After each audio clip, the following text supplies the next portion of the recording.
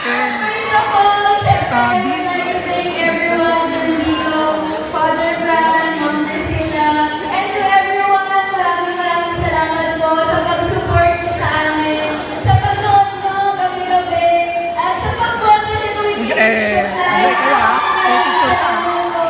and sobrang na-overwhelmed po nandito po ng gathering ko ay lahat na sobrang proud, ganun. Sobrang na-appreciate ko po lahat ng love na binibigay niyo. Maraming salamat po. And sana po, patuloy niyo po kami supportahan. Grabe, hindi ko po. Ang dami niyo po. Hindi ko po talaga